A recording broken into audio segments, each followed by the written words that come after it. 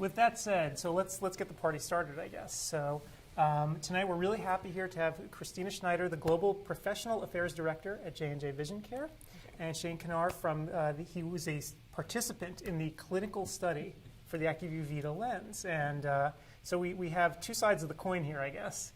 And they're going to walk you through, everything that you need to know about the product. And hopefully what we're going to do is have some pretty engaging Q&A at the end, because there are a lot of questions about the lens. Everyone's really curious about it. So I guess I'll shut up now, and Chris, take it away. Well, I'm really excited to be here, and it's fun to experiment with new technology, so kudos to Adam for pulling all this together. It's pretty cool. And also really a pleasure to work with Dr. Kannarr, who I think is one of the best communicators that I've ever met. So thanks, Thank Shane. you. I appreciate that very much. Yeah. It's very exciting to be here with you. So we're gonna introduce you to our new product, Acuvue Vita, and I'm really pleased that Shane is here because he's actually had real experience with it. I'm obviously with the company, but also very excited about the opportunity. It's a new space for us, so we'll give you a little bit of an overview of some of the technology and some of the reasons behind, because I think that's been some of the questions that people have had. Okay. So we start out with the philosophy of eye-inspired design, and I've been with J&J now for almost 18 years, but was actually involved with the company since before Acuvue was even marketed. And I can honestly say that eye-inspired has really been a part of everything that we've developed. And what that means is that we look at what I call the magic of the eye and say, how does the eye do things and how can we do that in our lenses? So that was our inspiration for actually product development. And then more recently, we have the advantage of having exposure to lots and lots of consumers, your patients. So we've started putting some of that science together with some of the social science around people and understanding what it is that people want and what makes them make product decisions. Obviously, comfort, vision, and health is at the center of everything all of us do. But at Vision Care, we wanted to really look at, is there a way that we can organize our portfolio and develop new products so that we have a range of products that meet a variety of people's needs? And as we know, people, not everyone drives the same car, not everyone buys the same brand of personal grooming products or toothpaste. So there's everyday life examples of how you take a lifestyle, a personality, a physiological situation, and you match that to products. So that's how our eye-inspired design is evolving. I just want to jump in for a second with kind of my soapbox opinion. That's what's great about our profession and what we do every day, and maybe outside the scope of Vita, but what I think is important to convey is every day when we see a patient, that's our challenge. There's no magic bullet for anybody, so it's combining what you see in the exam room, what your interaction with the patient is like, and providing the best experience for that patient. So we should be challenged. We cannot be replaced by an online exam. We can't be replaced by something that has none of that interaction. Yeah, and I'm flanked by two really extraordinary communicators, and that's really what it's about. It's about having the tools to understand your patient, to talk to them about what matters to them, and then tell them why you're prescribing and putting that all together. So you guys do that really well, and I think that's why you've been so successful at what you do. So. We have, again, had the opportunity to look at tens of thousands of interviews and information from patients around the world. And what we found is, just like in everything else, that there are patients who have different needs. And we've divided them currently into 4 categories. And those 4 categories are very much overlapping categories. So everybody has a little bit of everything. But the real secret is having, again, that conversation with your patient to find out where they are in their life. Things do change over time. Even within a family, people might have different needs. So prescribing one product all the time, there's no one size that fits all. We also know that just talking about modality, how often you replace a lens or how much it costs, or even just saying I'm going to prescribe the best for everyone, that isn't really addressing patient needs. So matching this, what we know about our patients, what we do in our professional lives, looking at their eyes, and then really trying to understand more about the products is how we have this great conversation. So if you kind of go around our wheel, eye enhancement's relatively obvious. It's people who want to have a natural looking enhancement to their appearance, and there can be any number of reasons for that. There are other people who feel their eyes are just sensitive, and they may have had prior problems with solutions, or they might have had lid problems, or they might just think I'm a sensitive-eyed person. The challenging environments is another area where we've actually just launched a new product in that space. But these are people, there's a personality there. They've got to get things done. They challenge their eyes by what they do, working on digital devices all day long, working in air-conditioned or heated environments, moving between lots of different environments. And so if you think about that personality and the environment, these are people who are probably going to be in shorter replacement schedules. Then you come to the maximize wear quadrant, and quite honestly, this is a place where we haven't spent a whole lot of time. These are people who are willing to make an investment. And, Adam's here checking out all the equipment. Some people will make the investment, but they really want it to last, and they want it to perform every day of that lifestyle. So this is the profile of the maximizer. And that, in our world, I don't know, Shane, if you want to have an opinion about, is that a monthly patient, or who is that? It is, and I think when you look at this wheel, and what's really interesting is how it plays out in our practice, because obviously, ideally, I think it's better to replace your lens every day, and ideally, I'd have everybody in a single-use modality. But in my practice, I have about a third in single use, a third in a 2-week replacement, and a third in a monthly modality. So I live in southeast Kansas, a place that I love, but it's just not a disposable mentality. If you look at my dad, he's got a huge barn out back that has everything he ever owned. So people, My mom. People don't just throw things away routinely. And so I have this patient base that wants to maximize their wear. They want to feel like they've made a good buying choice and created value. And that's where I think we can step in. And I think as we start to look at Sam, we can start to see somebody who really looks at maximized wear. Who would that be in my practice? I can give you a couple of examples. It could be somebody who is a graduate student like Sam here, who likes to volunteer, and maybe he's value conscious, and maybe his parents are still helping pay the bills and they're value conscious. So they want to feel like they've made a great choice when they buy their product. Another example I see in my practice routinely would be a family that has 3 children and all 5 people wear contacts, and single-use product is just cost prohibitive for that family. They want a great product, they just can't afford a single-use product. So what lens would I prescribe for that patient today? So I have a patient sitting in my chair. They want to feel like they've had a great, consistent contact lens experience. They want to feel like they're getting something that's healthy and beneficial, and that's what I want to provide, but they've made it clear they're not going to use a single-use product. How do I meet that patient's needs? Well, let's look at what's out there, and I think as we go through this lecture, we'll see what kind of experience patients are having with the current offerings in the monthly modality. And it's interesting, as someone who works for the Acuvue brand, we have always, and actually still do, believe that shorter is better. But as Dr. Kannarr points out, there are people who, for whatever reason, whether it's financial or whether it's ecological, they want something that is more enduring and more lasting. We've not played in that space, but over the last number of years, it's become very clear there is a market in that space. And so we wanted to look at it and believe that while shorter is still better, we also thought maybe better is better. So that kind of kicked off our development efforts. I think it's interesting you mentioned the ecological standpoint, because if you look at some of the data, somebody wearing single-use modality doesn't create much more waste than somebody wearing a 2-week replacement or a monthly replacement and the bottles they use of solution. So the ecological environment factor maybe isn't as big as it's perceived by our patients sometimes. And in Jacksonville, they actually do single-stream recycling, so you can actually recycle your little bowls from your contact lenses. So yeah, there are options for everybody. So, all right, so tonight we're going to walk you through. I'll take over some of the technical part, and I'll let Shane talk to you about some of his clinical experiences. But there are three pieces of the information we're going to share with you tonight. The first one is around this particular patient type and what it was about the research that we did in the field with real contact lens wearers that made us believe that there's a gap in this particular space in monthly wear. We'll talk to you a little bit about the technology, this HydraMax technology, which is maximizing, maintaining moisture, which we know is one of the key factors in what makes a contact lens comfortable over time.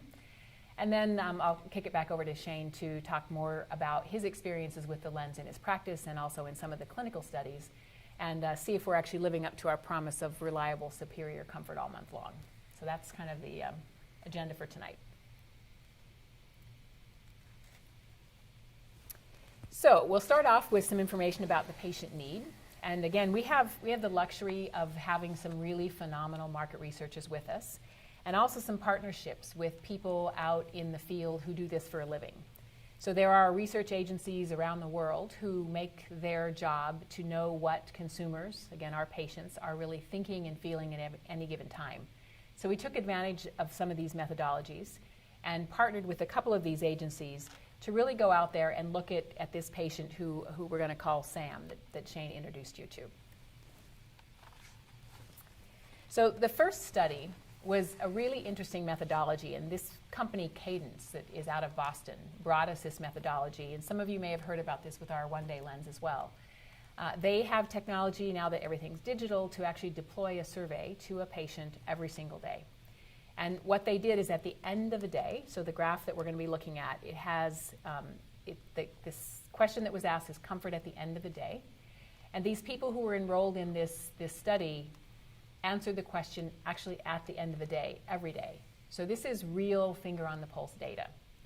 What we see is the scale on the left, the vertical scale, is going to be the percentage of people who are reporting top two box. So these are people who are saying my comfort at the end of the day is excellent or very good. And then what we're looking at across the bottom of the graph is the days of the month. And the other interesting thing about this study is that everybody started on day one. So they had to take a photograph of their box of lenses. They had to take a photograph of the new lens that they took out of the box. So we knew that everybody's day one was actually day one. So this isn't kind of floating in sometime during the month and saying, how are you doing with whatever lens you're wearing? So interesting methodology. And just to kind of reinforce what you mentioned, this wasn't done to show how Vita works. This was Acuvue reaching out and saying, what gaps do we have in the market? What do we need to design a lens that addresses? So this is the underlying principle that everything else grew out of. Yep. So this particular study, 237 patients, so a decent size.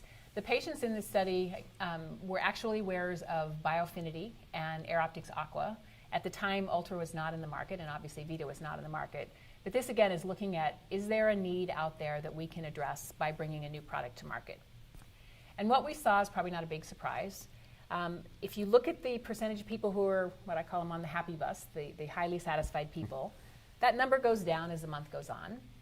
And what you see kind of in the middle of the graph is that you'll start to see big fluctuations. So there's a lot more variability in who's happy and who's not as you go out through the month. The other interesting thing is when you get to that sort of middle of that third week, you're starting to see that line cross the 50% line. So now what we're seeing is that it's kind of a 50-50 chance that you're going to have highly satisfied patients in those final 2 weeks. Does that sound reasonable to you in your clinical experience? You know, it does sound reasonable. When we stop and look at what patients are telling us, it's not a huge number complaining about monthly comfort and vision. It's maybe 20%, but this study really taught me two things. The first is, how do we evolve the question? And even in the 16 years I've been in practice, I think it becomes more and more important to drill down into what your patients are really experiencing, because if you simply say, how are your contacts doing? At least where I live, the response is always, all right. That's not the expectation. I don't want them to think my practice is all right or I'm all right as a provider. I want to exceed that. So better questions, we see more complaints. And I think the other thing that's really interesting as we look at this graph, I would say I'm not alone. Most of us, when we put a patient in a new product, do a follow-up in 7 to 10 days. Mm-hmm. Look at that graph. We're still in that kind of sweet spot.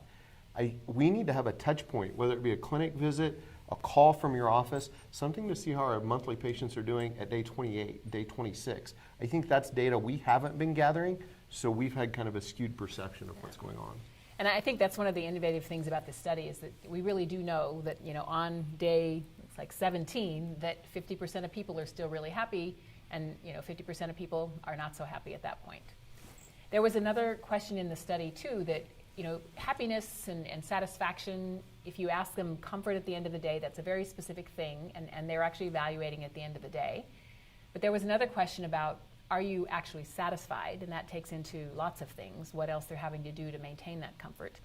And what we found is in that fourth week, that more than 50% of people reported being dissatisfied at some point in that fourth week. So Shane, to your point, we're probably not talking to them then.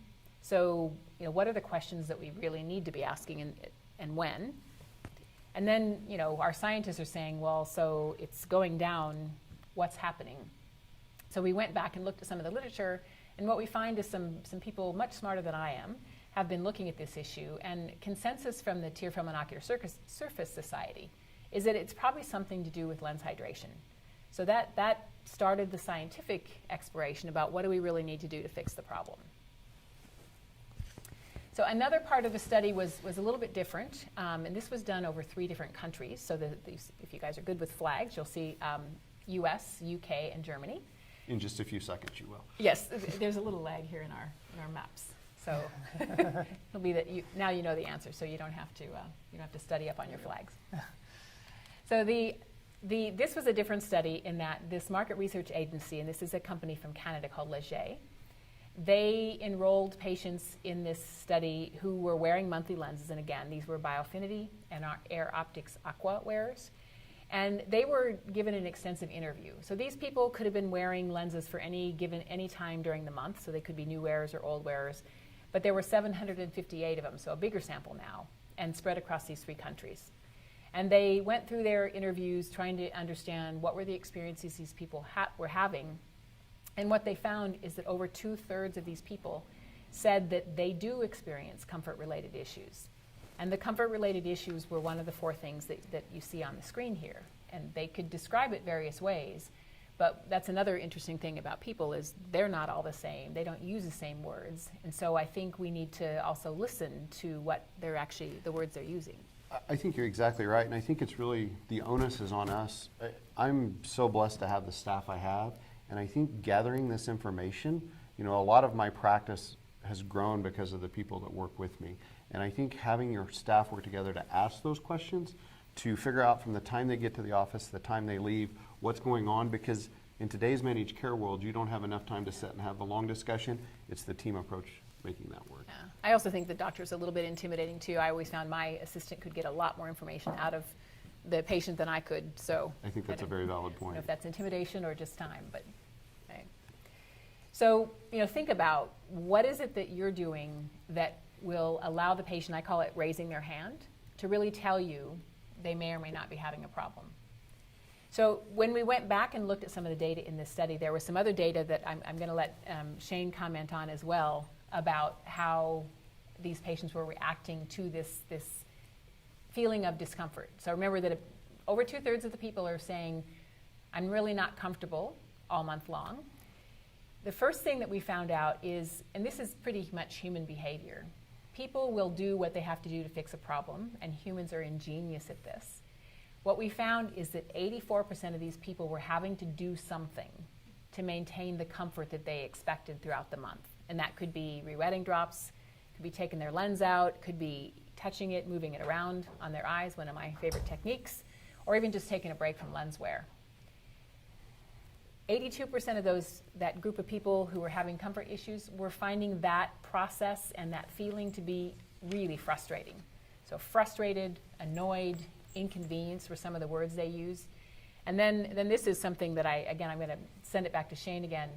73% of those patients said they didn't plan on talking to their professional about it. So I think that was a really interesting statistic for me. Well, yeah, and I think the first thing I thought was 73% of my patients can't be having a complaint and not telling me. There's no way that's true. But then as I started to assimilate this data and think through it, I messed up my left shoulder playing football. It pretty much hurts and aches every day. But if you ask me how I'm doing, I'd tell you I'm doing great, because that left shoulder hurting is kind of my norm. That's okay.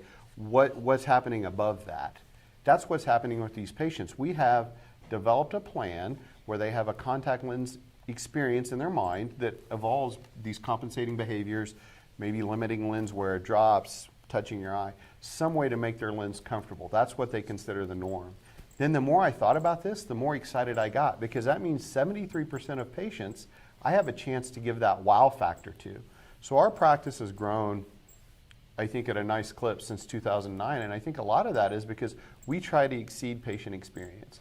Nobody's going to go out and talk about an average experience they had, and especially in today's world of social media, they will really step out when something's great, really good, or really bad.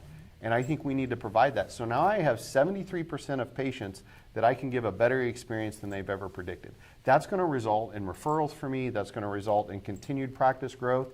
And that's kind of the modality we followed since our practice opened. And lo and behold, with more marketing research, It's too bad my family's not watching because they would never agree, but I was Maybe right. they are. We do see that patients that have better comfort, an experience that's better than they expected, tend to recommend their practitioner more. They tend to be more positive about the opinion of their practitioner and more likely to return to that practice. And then the last one kind of surprised me, but I think it's very true. They're more likely to purchase their products from the practice where they're at. So one great tool we have to keep those things happening in-house. I also think it's important to focus on the be more likely to return to your practice. You know, everybody gets provider manuals today, and as they set and open those, if your patients have had an average experience and they're out to dinner with their friends and their best friends saying, gosh, these contacts are the best things I've ever had, as they open their provider manual, they're going to look and say, gosh, I remember that name. My best friend went there, and their experience has been so great. Now, do you want to be the patient that's providing the average experience, or do you want to be the one everybody's talking about, creating word-of-mouth referrals and name recognition? And I also think it's interesting that, you know, the same things that you talk about in your practice that you strive for in terms of creating a growing practice, you know, were validated in this study. So we really have sort of two independent sources to say that if you do offer these people a better experience, that, you know, it's going to be a benefit to your practice. So it's absolutely worth having the conversation. Marketing's so important, and I think how you position your practice is important. But we see time after time, word of mouth is the best thing that can happen. In our office, when we first opened, we had yellow pages as how we referred to our office. Yellow pages was the first box. So we had like 60% from yellow pages. Then as we changed the boxes, we realized it's always the top box that's checked. It's really word of mouth that drives patients to your office the most routinely. Which is why Adam does his man-on-the-street interviews at Vision Expo, so that everyone has the voice of the customer. So, all right, so let's dive a little bit into some of the technology that was brought to us by some of the amazing people that I work with in our research and development group. So we've been making silicone hydrogel lenses for now probably about 15 years, even though they've been marketed a little over 10. So we've learned an awful lot about how to do this. So we went back to the drawing board. We started with this insight about, yes, patients are having these experiences throughout the month. We found that there's a group of very intelligent people who've been looking at the research to say, you know, hydration's got to be something to do with it. So we went back to our formulation, and we happen to use in our main formulations 2 different types of silicons. So we have one that is more hydrophilic that we call hydrated, and one that is more hydrophobic, and that also means it's lipophilic. So we started playing a little bit with the balance of those. And what we found is if we want to increase the hydration, we actually have to change the balance of these 2 silicons. So what we had to do to increase the PVP, and we'll come back to that in a second, but PVP is our moisture-loving ingredient. In order to get more moisture into the lens, we had to actually tweak the balance.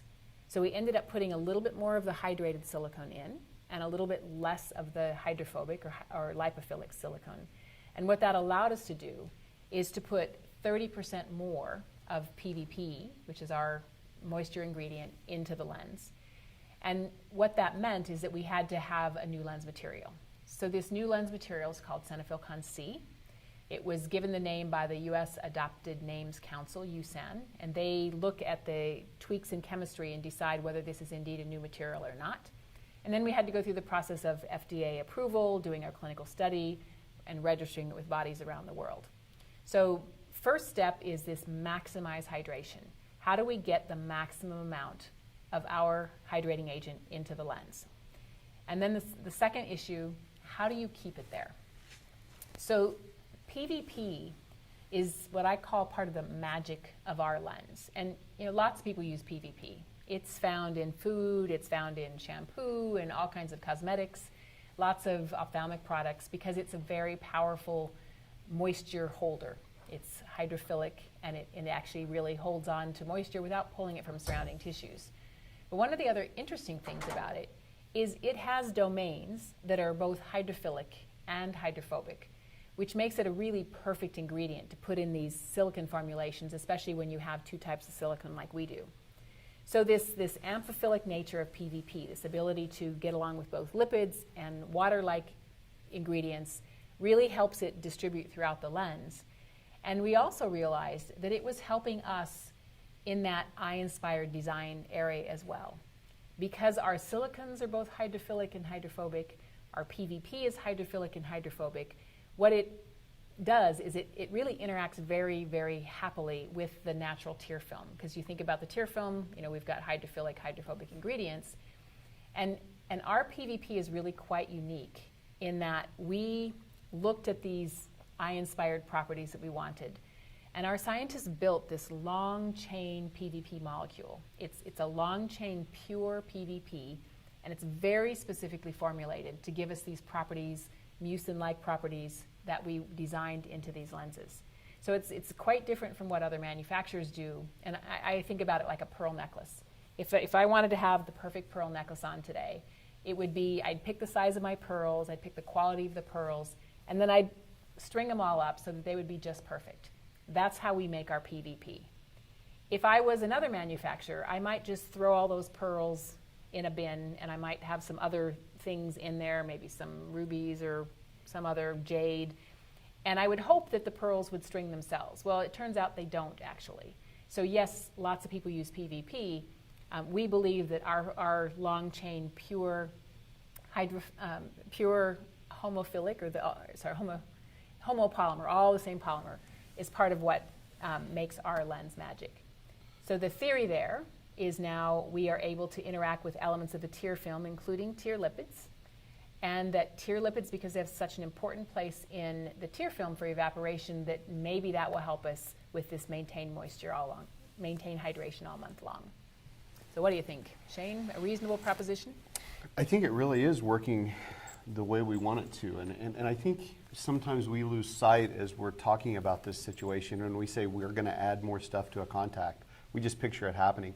There's a lot of R&D that was spent trying to get the lens properties adjusted and the desired effect. And when we look at some of the clinical trial data, I think what will become apparent, Acuvue could have entered the monthly realm much earlier with a Me Too lens. Hey, we want to be in this category as well. And they elected not to, because traditionally they've said we're going to enter a marketplace when we have a superior product and a superior patient outcome. And that's really what came about with Synthelicon C. So, if you, the concept of integrating with lipids was a new one for us, and it's probably a new one for you. So just take you back to the tear film for a minute, and we have this really regular array of lots and lots of different type of lipids at the top. There are polar and nonpolar lipids, and that matrix and that very precise alignment helps it integrate with the hydrophilic tear film. So you've got, again, if you think about the properties of PVP, they're in the tear film, and then you have the mucin layer at the bottom. And also, if you think about when you blink, what happens is it's almost like a wave crashing. Those lipids are actually going to be pulled down into the tear film, pulled down near the lens. And what we found is because PVP has this ability to get along with both water and lipids, that we were actually able to pull lipids into the lens.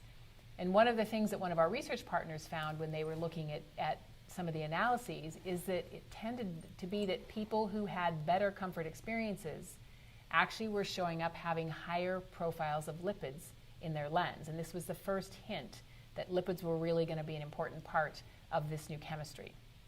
So the first thing we had to do is find out, how do we see them? So we worked with a research group where they used confocal microscopy, and they used fluorescent tagged lipids. And so you can actually drive the confocal through the lens, and you can actually see these fluorescent bodies throughout the lens. And that told us that, in fact, our lens was actually integrating these lipids throughout the lens. What happens when you integrate them is now they're not sitting on the surface, so they're not able to aggregate and degrade, forming physical deposits. So the integration is really important, again, in a monthly lens, to make sure that you're not letting those lipids aggregate and degrade on the surface. And I think as we went through the trial, we saw a very low deposit profile. We were masked, so we didn't know what lens we were looking at, but we could definitely see one that had less deposits developing. And I think the lipid integration is such a huge part of the puzzle when we look at it, because we know in the tear film that lipids prevent dehydration, and they help provide a stable tear film. So we can make that next leap and assume that if those lipids are kept in their natural state, not aggregated, and integrated into the matrix of the lens, we're going to see those same two properties occur. So as you mentioned earlier, a lot of the symptoms that were arising at the end of monthly wear, some very bright people have decided are related to dehydration. And so now if we have a way to prevent dehydration and keep a stable environment, I think we've really changed the game with contacts. Yeah, so it's funny, having been in the industry for these years, the things that we learn and kind of when you have to turn what you believed upside down to realize that, again, if you look back at the natural eye and the natural tear film, they figured it out. So it's how do we do that in the contact lens? So, we established that we had these lipids, and then we wanted to look at other chemistry. So we already established that the lenses that we were looking at that were out there already were not delivering on this comfort all month long. If you look at the different chemistries, this little illustration here on the screen shows you some of the differences that we saw in doing both this qualitative look at these fluorescent tag lipids and also some quantitative analysis. So starting on the far left, the little pink lines are the top and the bottom of an Air Optics Aqua lens, and those represent a plasma coating. Now, plasma coating is there to keep lipids out. And in fact, it does a very good job of that. A few of them wander through there, and because there's silicon inside, they will actually disperse themselves evenly. But a very low amount of lipid actually gets into the Air Optics Aqua lens. If you look at Biofinity and Ultra, you see a significantly larger amount of lipids, and again, this is an illustration of relative lipid uptake. But because, again, if you think of that string of pearls analogy, because they do PVP differently than us, they have a lower density of lipids, still an even distribution. But it turned out that the Acuvue Vita lens, if you looked at lenses exposed to lipids over 30 days, the Vita was able to incorporate up to twice as many lipids as the nearest competitors, and many, many more times than the coated lens in Air Optics Aqua. So that's kind of step one. Are the lipids there? Yes. Are they there in larger quantities? Yes. And so we'll move on next to the evaporation testing. Any comments? No, I think that you've really told the story well of how lipids have changed the game, and maybe we've been missing the boat for a while on how important those lipids were to our natural tear film. Because I know I got out of school a long time before he did, but I was taught that lipids were bad, that they were deposits, and now we know that's probably not the whole truth. So, all right, so step two in our process is, okay, lipids in the tear film are good because they actually offer this resistance to dehydration. They actually structure the tear film. So what are the lipids doing in our lens, and would be able to see that in dehydration? Well, the first thing is going back to that TFOS report, the Tear Film and Ocular Surface Society, and they're saying, we're missing something about dehydration. So how we used to do it, and how some other manufacturers still do it, is you take a lens, you dry it up in a little oven, or you can leave it sitting on the shelf, and then you weigh it. So that tells us whether it's lost moisture. It doesn't really tell you much about what really happens on the eye. So our scientists went back and said, let's get a situation that's a little bit more eye-inspired. So they created a device where there's a little tube of saline behind the lens, and then the lens is mounted in front of this tube of saline, and then it's exposed to air on the front surface.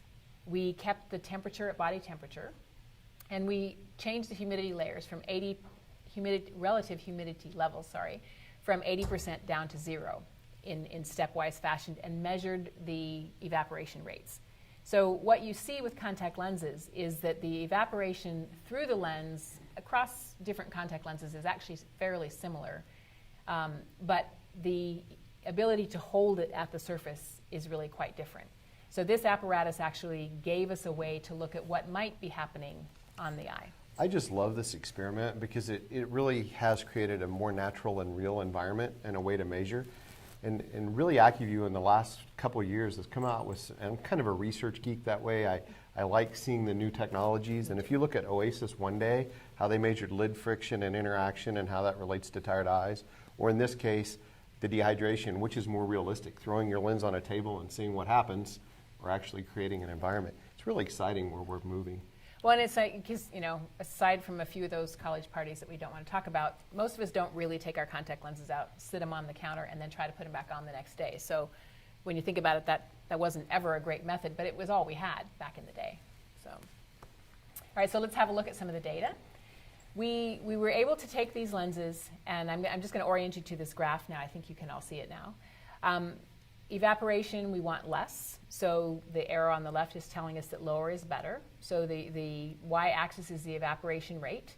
And if you look across the x-axis, we're going to show you the different materials and how they performed. So these data are actually from lenses that were harvested after a study. So the patients actually wore them for daily wear every day for 30 days, and then the lenses were retrieved and measured. So these are real patients, real lenses that were worn. What we see is that Acuvue Vita had a much lower rate of evaporation compared to the other 3 lenses when you looked at them at the end of this month. So if you look at Ultra, Biofinity, and Air Optics Aqua, they are significantly higher statistically, and it turns out that Acuvue Vita had a rate of evaporation through the lens about 33% lower than the other 3 lenses tested. So now we're at the second stage of our hypothesis. So we had, sorry. Oh, I just always like to point out as you look at this graph, and I know you did, but lower is better because we're talking about lower dehydration rates. So that's a much better thing. Yeah, thanks, because it's lots of graphs, and the R bars is always bigger is something, yes. So that's a great point to remember. In this case, smaller bars are better. So we found that we have lipids in our lens, that they're evenly distributed, and they're in higher quantities than in the other lenses we tested. Our theory was, if that was true, that our dehydration rates would be less, and we've now shown that that's also true. So the real test now is, does that show up in the clinical performance? So since I'm a researcher and an educator and a corporate person, I'm actually going to turn this over to someone who actually knows the real answer to this, and I'm going to let Shane present the clinical data that was the clinical studies that he participated in, and also give his feedback about how he thinks his patients are doing. So when we start to look at this study, and we're going to focus on the specific study that had 533 subjects. It was a 4-arm parallel group. It was a double-blind study, so we didn't know what contacts the patients were wearing. We actually like to say double mask. Double mask, yes, that's a good point. Never use the word blind. So it was compared to, you had Vita, then you had Ultra, Biofinity, and Air Optics Aqua, or Air Optics.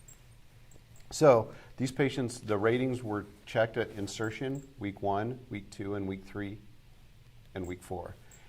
As we started to see the outcomes, I think it was really tremendous to us. Now realize, again, we were masked, we didn't know what the patients were wearing, but as this month evolved, we could really see some patients were having a better experience than others. And not only better, a more consistent experience. So let's look at month-long comfort in these lenses. If we look at week 1, we can see Vita was higher than its competitors by a fairly large number in its patient ratings.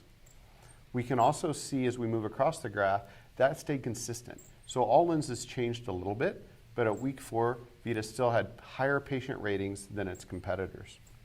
Now what I think is most impressive, and I'm the last person you would ever see do a mic drop, a gray-haired middle-aged man in a sports coat, but when I think of this data, it's almost like a mic drop. I want to just walk off and say, look at this. Because week 4, the competitors using their week 1 data still could not beat the week 4 patient ratings in Acuvue Vita. That's just kind of says it all right there, doesn't it? And I've been doing research for a long time, and it's really hard to get these results in even a contralateral study where you really accentuate differences. So in a parallel group study, to have that many more patients giving those really high ratings is something I honestly haven't seen. And Cristina, who did a lot of these clinicals, said she hasn't seen this in her years of research either. So from a research perspective, we were pretty impressed. I was glad to hear that you could actually see that in some of the patients that you saw in your study, even though you really didn't know what they were wearing at the time.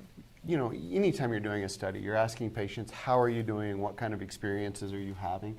And across the board, there was one category of patients that just performed on a more consistent and did not see that drop off. We did not hear complaints towards the end of the month about compensating behaviors, and it was great to see that evolve. Now I think the next part of the puzzle that we need to look at is quality of vision.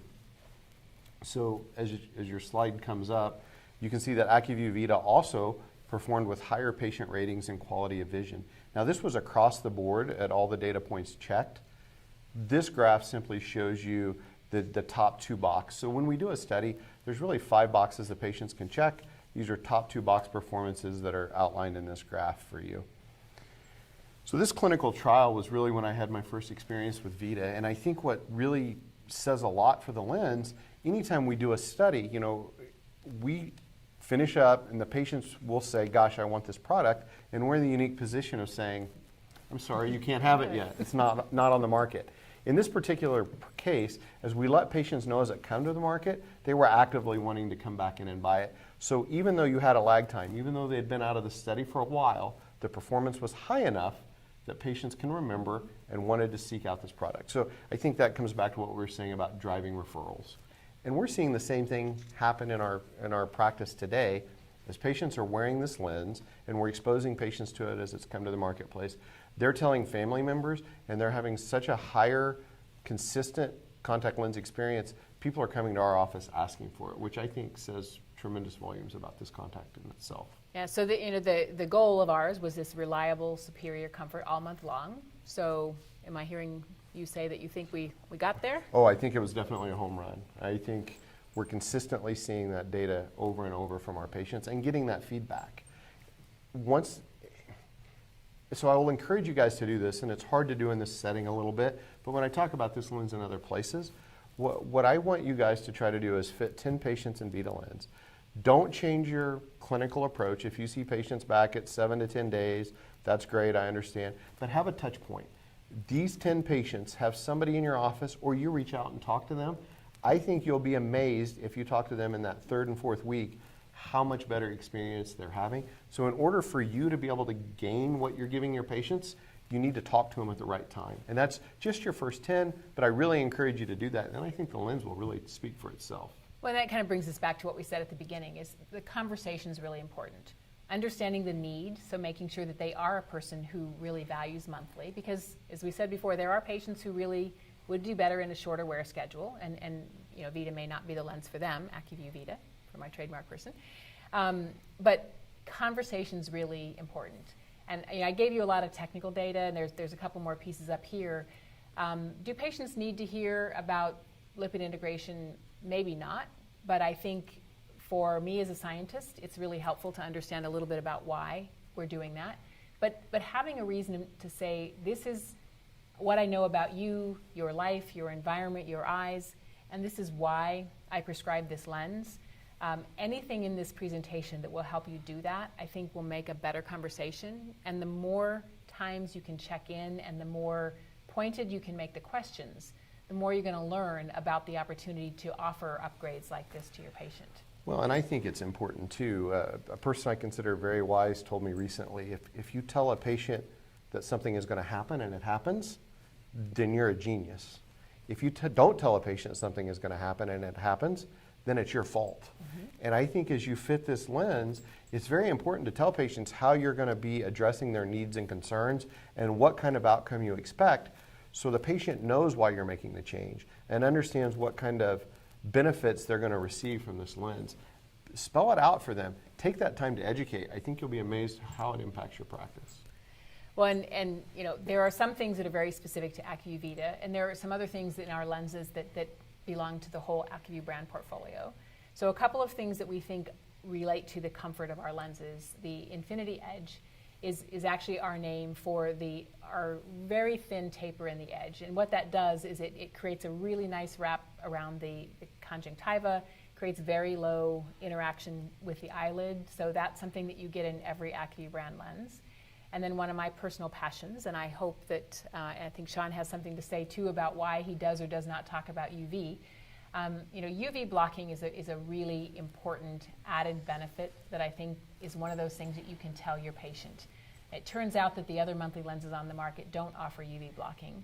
So now you're able to say that I have heard you say that maybe you're having to do these extra things to get through your month. I have a lens that in Shane's case, you know, that I've tested and I really believe is going to be a better option for you. And oh, by the way, it's going to provide that first important layer of always-on protection for you in your UV protection regimen for your eyes. We're going to send you to the dispensary, add a pair of sunglasses for that, and when the sun's high in the sky, you know, add a wide-brimmed hat to keep the sun off your face. So that's just one more piece of medical information that says you care. and says why you're prescribing this particular lens. And differentiate your practice. Not that other providers don't offer that. Do they take time to tell patients what they're doing? Because let's look at how UV conscious our society is. It's just, we look at so many ways to use sunblock and hats, and having kids myself, I can tell you I see my kids out and they all have sunglasses, and 9 times out of 10 they're on the brim of their hat or on their head. They're not actually wearing them. And I will say I was as guilty as anybody. UV didn't always enter my discussion because, as I mentioned in the beginning, I have a third, and a third. So I had this 1/3 of my practice I couldn't discuss UV because I didn't have a great modality. Now I can address that top to bottom with all my patients and have the UV discussion. So now we have a value-added benefit that costs me nothing more and helps me tie patients to my practice. And I'd never thought about the fact that because you couldn't offer it to everyone, you wouldn't bring it up at all, because I'm really passionate about the subject, so that made a lot of sense when I heard you say that. So you can talk about it now, even with your monthly patients. Well, and let's kind of look at what we've discussed with Vita. We know there's a category of our patients, whatever percentage you have, that are wearing monthly products, and they may be silent sufferers. We need to do a better job of drilling down and finding out what their contact lens experience is like at the end of the month. We know that Acuvue's come out with HydraMax technology, which maximizes that lens experience for the month. It's a step forward. It's a new material, and it provides better patient rankings for comfort and vision both. And we know that we have this consistent all month long wear experience for the patients. I just wanted to just step back a little bit and back to the communication issue, which, as you can tell, is another one of my favorite things to talk about. Again, 2 brilliant communicators with me here tonight who I think would probably agree that your job in communicating with your patient is never done. So a couple things we need to do is we need to really listen to some of the things that Dr. Kannarr told us about. How are we really listening better for these silent sufferers? Are we having someone in our office do something different? Are we contacting them at a different time? Are we asking questions differently so they can really say, yeah, I get through my month, but it's not the experience that I expected, but I was afraid to ask for more. Second thing is, this is a reusable lens. And compliance has been, people misuse that word a lot, but in reality, there's really 3 steps to compliance. You have to first be motivated to do what you're supposed to be doing. So let's help our patients understand why it's important to change their lenses, to rub their lenses, to change their case, to use the right solutions. So, and in their language, we don't talk the same language as our patients. So motivation, do they understand why? Second thing, ability. Do they know how? Because it's motivation plus ability that actually makes somebody do something right and over time. So every visit, ask them again, what are you using to clean your lenses with? What are you storing them? What color is the box? What color is the bottle? And remember that solution manufacturers change their solutions probably more often than we change our lenses.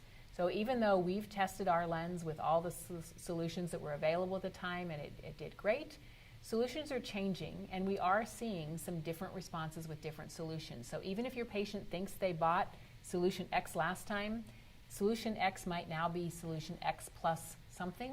So what I have them do, I love cell phones because they can take a picture of what I prescribe and they can go to the store and they really need to find exactly that thing.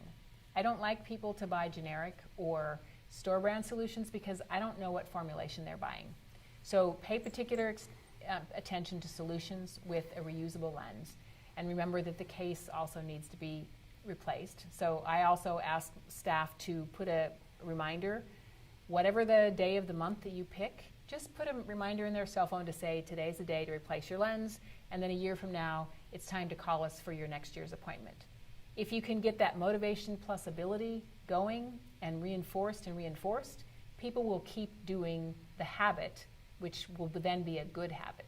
So compliance is a journey, it never ends. And when your children stop looking both ways before they cross the street, you don't stop telling them because, oh, well, I've told them before. You keep telling them. That's our job. I think what you said is so important there about every visit, because we will see patients I've seen for 7 or 8 years, and we always talk about why you change your lens and how you change and clean your lens. And the next year we'll have that discussion and they'll look at me and say, oh, I didn't know that. And I think, Oh, wow, I'm not that important. I thought you hung on every word I said. So every visit, we need to just reinforce over and over when to change, how to clean, and how to care for your lenses, and why. Patients really want to hang their hat on the why. Because it matters to us. You know, they got a lot of other things to do in their day, so not as important to them. We know we're the stewards of their eye health, and so it is important. So the parameters for Acuvue Vita are up on the screen. So again, it's the 2 base curve system that you've come to expect from the Acuvue brand. You know, everything else I think you need to know up there. It is launched with a full range of parameters. So we have from +8 to -12. And I think we probably have some questions coming in. So yes, let me actually pull them up here. So the convenient phone. So well, thanks. So this was really great. And let me see. Okay. Landscape or portrait? Yeah. Big decisions. Okay, so question here. Bigger type or bigger type? Sounds like Vita is a great lens choice for dry eye patients. Were any of the study patients dry eye patients? So very good question. So remember, if you go back to our wheel at the beginning, any patient, I'll give you my clinical opinion and also supported by data in this analysis we've done through the years at coming up with these 4 quadrants. The people with challenged eyes, challenged environments, or challenging personalities, to be frank, my bias, shorter is better. And so we still make Acuvue Oasis for 2 week, which is a great lens and has really shown itself to be extremely useful, pardon me, and beneficial and valued by patients who have struggled with other lenses in terms of dryness. Obviously, if they have a frank dry eye, well, Oasis does have a therapeutic indication, but in general, I'm going to say that a monthly lens is probably not the best choice for a patient with dry eyes, and we do have other products, Acuvue Oasis 2 week and Acuvue Oasis 1 day, that we think are better options for that. So Shane, I don't know what your thoughts are. Well, 2 things from a clinical standpoint. First, yes, I think definitely in dry eye patients, shorter is better. For our more moderate cases, Oasis 1 day, I think, has been a home run for dry eye patients. The other thing I'll say, and I see as I talk to different practitioners, patients with dry eye, for whatever reason, they keep switching contacts from A to B to C. The first answer is treat their dry eye. Your experienced clinicians treat the underlying cause and then consider the more frequent is better approach. And again, our lenses are for healthy eyes who have symptoms of dryness. So we do not have indications for these lenses for therapeutic uses other than, again, for Acuvue Oasis has a therapeutic use. So just to keep the indication straight. Nice and clear. Got it. Okay, question here. On the subject of converting patients, any tips on convincing patients to change their lenses as directed when they have not experienced any problems with, for instance, wearing a lens continuously for 5 to 6 weeks? So I always approach it this way with patients, and I can't say it works 100%, but I say, I understand you've got away with that. A lot of times that's our 20-year-old patient. You're doing that now because you have this robust tear film and a cornea that's young and healthy. But what I know is you're going to want to wear your contacts in your 40s, 50s, and 60s, and you're limiting that. So you need to make decisions now that allow us to keep you in contacts as long as you want to wear them. And that resonates with a lot of people because in their 20s, they don't want to lose their contact lens. Yeah, the other thing I think to remember, and I am the world's worst abuser of many systems, and it's, people are not lazy, they're not stupid, and they're not cheap. That is not why they don't comply. The biggest reason for people not doing what we tell them to do is they just forget. So I have cats. My cats like drinking out of a fountain. They don't like drinking out of still water, so I have a little kitty fountain. And you're supposed to change the little charcoal filter once a month. And time goes by, and when it runs dry, I know it's out of water, but I don't remember when I changed the filter. So I did 2 things. One of them, I have a reminder literally in my phone that says change cat filter. And I signed up for automatic replenish on Amazon. So every 3 months, I get 3 new filters. And so now my phone tells me to change it, and I always have a spare supply. So that pantry load effect, when people have lenses, they use them. So think about prescribing 6-month or 12-month supplies, and most of the manufacturers, I know we are very good at incenting you to do that. Lenses on hand, help them remember. And then I think the invincible teenager, I think that I call it the bank account. You've got money in the bank, you can spend it all now, or you can save it for later. I like that that analogy. Well, and I think it's really interesting too, and what we've seen increase compliance as much as anything in our office was inventorying product, because now we hand them their annual supply. We've really seen annual supplies go up, and we see patients come back quicker because that pantry effect's there. It's not an effort. Here's your year's supply, change it when you need to. So I think while it's over here, as you inventory lenses, you'll see compliance increase. Yeah, the last lens is always the worst lens. The last box is the worst box, so make sure they never have a last lens and a last box. Great. So, Chris, I guess I'm going to direct one towards you. I can't let you escape from here without asking the big question that's on everyone's minds, right? So, a monthly lens from J&J. What's up? You know, you say a fresher lens is a better lens, and how does this sort of play into that? So, all of us internally were the biggest skeptics of all. So, and I can tell you that the conversation raged for years about this. A couple of things really happened. One of them, and I think some of it was probably associated with the economic downturn. There was a time in the late 2000s where all of us were much more concerned about the economy, about spending our patients' money, and I think there was a natural reevaluation of how much things cost. So that, to me, that's when you actually see monthly really taking off at that time. A couple of lenses that used to be 2 weeks were relabeled as monthly, repackaged and repriced. So there was a real economic reason for it. But the other thing is, when we started doing this consumer research, there really is this maximizer personality. And go through your friends and your family, and maybe not hoarders, but there are people. I mean, there are certain things in my life that I lived in Japan. They serve everything. They put these pretty little tin boxes. It's like I can't throw it away because it seems like it's still useful. So there are personalities that really want to maximize their investment. They'll invest, but they want to make sure it lasts. So between the consumer research, between actually seeing the market grow, and you told us, some of you told us yes, and some of you told us no. But I can't tell you how many times I heard, Chris, when are you guys going to come out with a monthly lens? So shorter is better. We think better is better. And it took us a while, really, honestly, to get to the learning that we needed to say, yes, there's a market, and to the technology to say, we can do it better. So I hope that helps. And from a clinician standpoint, I want all of my patients to have the best experience they can have. And what I'm excited about with this product is Acuvue has a certain reputation of patient comfort, high quality lens. I now have a lens that's going to fit that third of my practice who wears monthly lenses. And if you're in a highly single-use practice and it's 98%, don't you still want the 2% who are monthly to have the best possible experience they can have? Right. And I think that's what this lens provides us, and I think Acuvue came to the table with that and offered it to the practitioners that they thought had a need. And the nice thing is, we do have a portfolio. So we now have a monthly. We have the leading, selling, sold, worn, recommended 2-week lens, pretty much on the planet. We have a one-day portfolio of a hydrogel and a silicone hydrogel, 2 silicone hydrogels actually, that are performing extremely strongly. So, it's nice because you have that portfolio of patients. We have a portfolio of lenses. And we're hoping to work together with you to better understand how those two match, and how we can help you with a richer conversation, so that patient knows they're the only thing in your sights, and that you're doing everything you can to provide them the best experience throughout their life, because it does change over time. Mm-hmm. Great. So very specific question here. So what sterilization system is best with Vita? And feel free to name names. It's people want advice. So.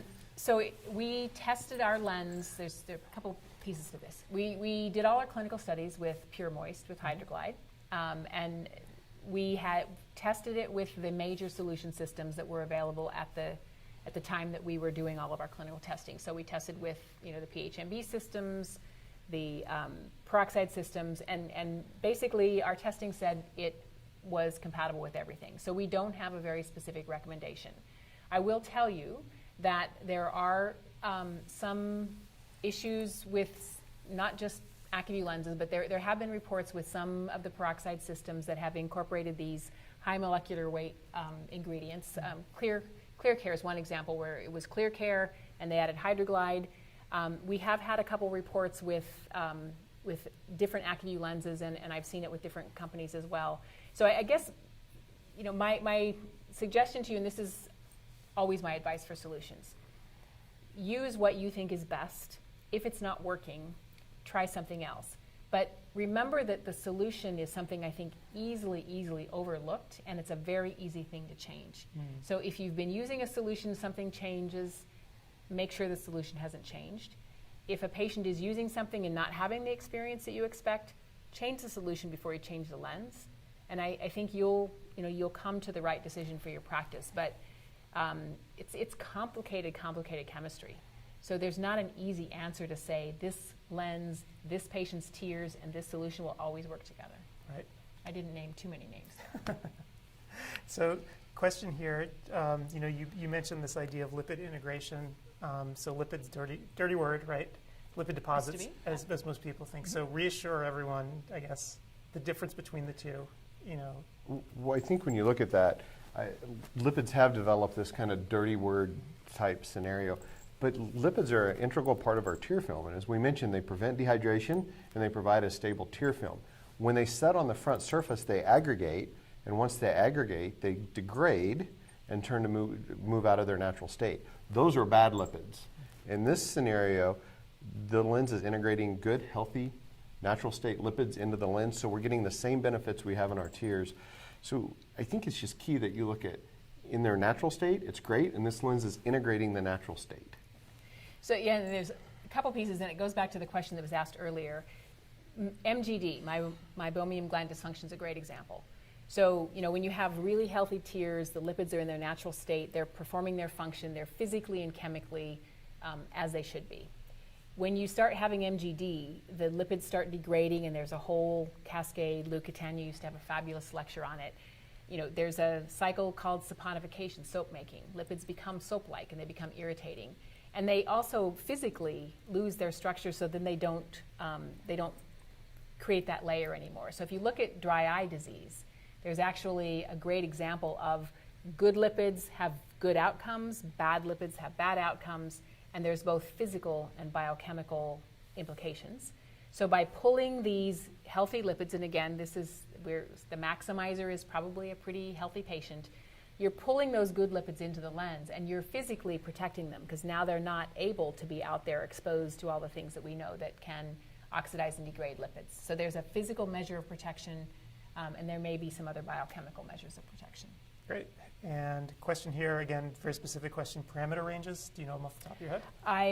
So +8 to -12. The lens is a 14.0, and it comes in an 8.4 and 8.8 base curve. Got it. And all parameters are available. People don't have to wait. Yep, everything's available in our warehouse, ready to ship. That was a really nice thing with this rollout, that all those lenses were available and we weren't having to piecemeal patients. It was a great benefit. We still have the debate about should we always have two base curves. So we always have two base curves in our spherical products, and if you go around the world, some people like the 8.4, some people like the 8.8. We give you both. Great. All right. Well, we are just about out of time here. Do you guys have any sort of final thoughts for the audience out there? I'm just going to reinforce what I mentioned. I'm going to encourage you guys to fit 10 patients in the Vita lens, follow your normal clinic schedule, but have a touch point towards the end of the month. I think the lens is going to reinforce what it does, and I think it will promote itself to you. I think it's that straightforward. And I'm going to recommend that you really think about the quadrants of patients and make sure that you're evaluating their ocular health and physiology, their needs in terms of their lifestyle, their environment, their personality, and create this conversation and let us know if you need more information technically or otherwise to close the loop on why you're prescribing a particular lens. Great. Well, Shane, Chris, and to everyone out there in ODwire land, this talk will be up on the site almost immediately. We'll have it up there, the archive, so people can watch, and I'm sure the conversation will continue. So hopefully, we'll get some good questions. You guys can come on back, and instead of talk, you can type. Well, thanks for letting Thanks us experiment with your new. I'm very impressed with your tech. It's thank you. Yeah, it hasn't melted. So there you go. Thanks, Adam. Well, thanks again, everyone, and I guess we will see you online.